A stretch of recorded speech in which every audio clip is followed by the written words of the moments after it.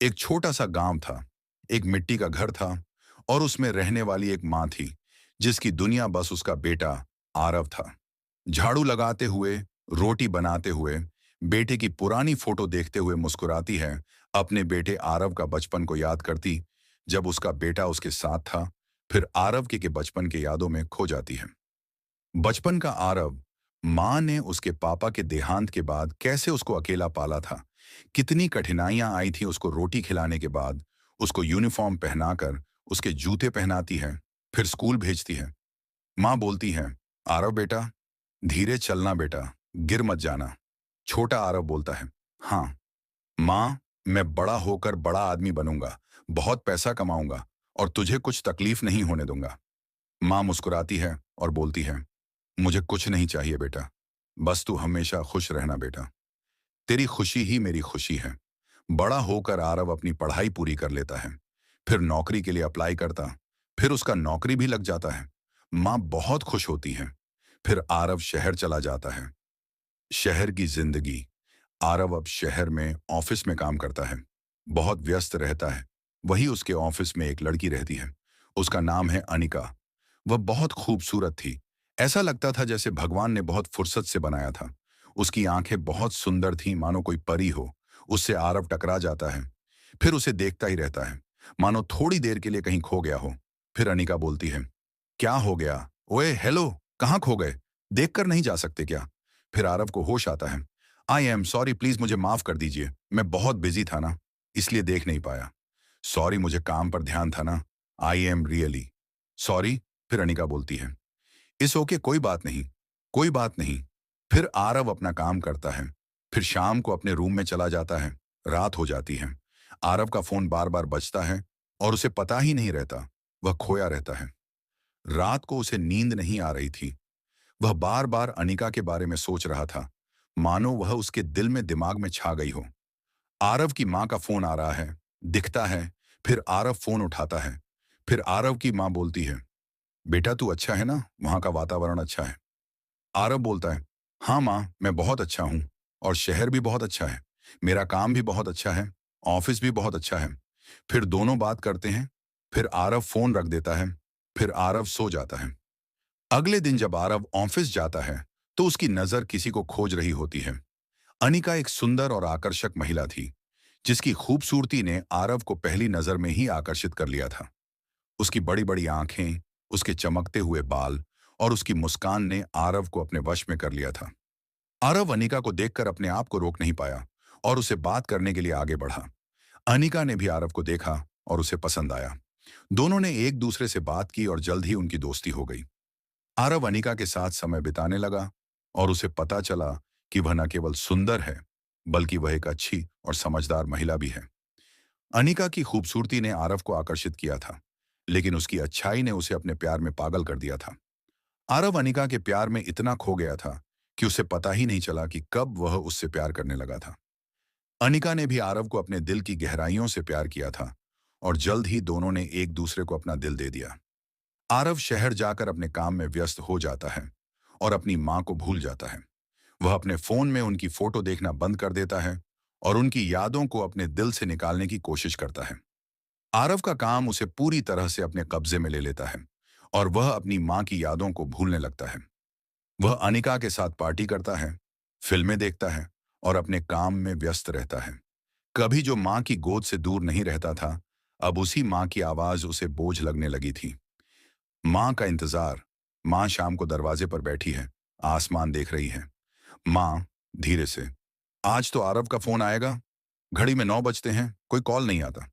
पड़ोसी आते हैं, बहन जी खाना खा लो। माँ हंसकर कहती हैं, बस बेटे का फोन आए तो चैन से खा लूंगी। माँ की तबीयत खराब।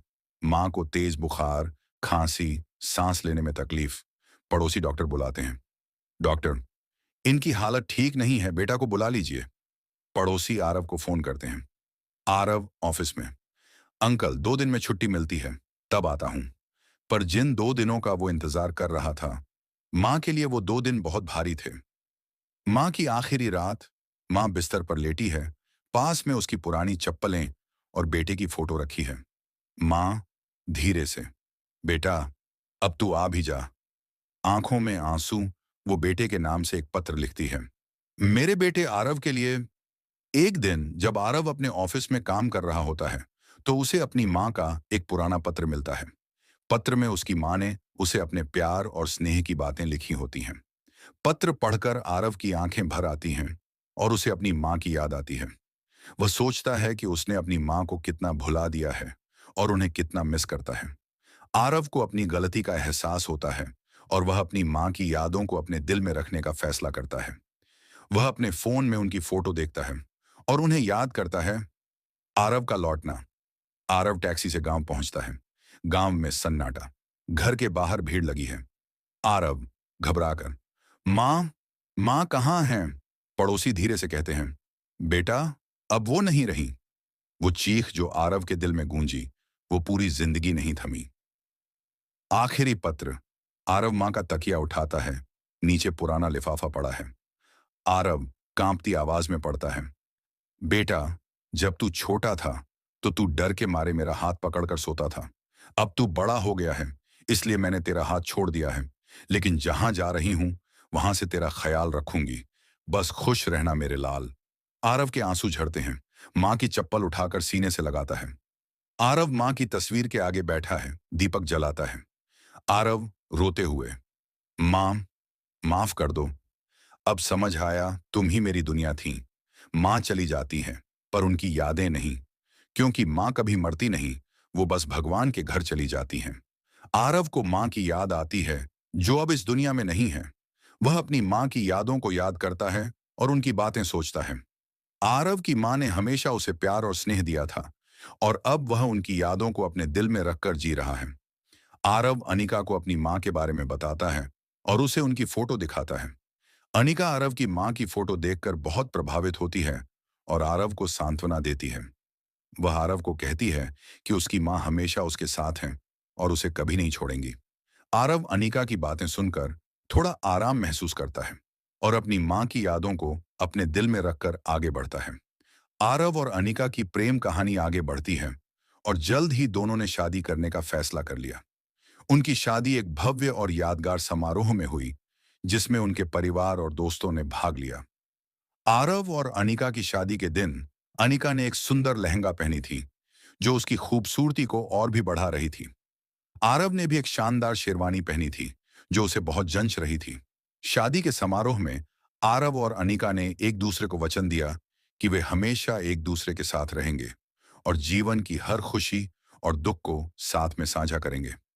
शादी के बाद आरव और अनिका ने एक दूसरे के साथ एक नया जीवन शुरू किया। उन्होंने अपने घर को सजाया और अपने रिश्ते को मजबूत बनाने के लिए काम किया। कुछ समय बाद अनिका ने आरव को बताया कि वह मां बनने वाली है। आरव बहुत खुश हुआ और उसने अनिका को गले लगा लिया।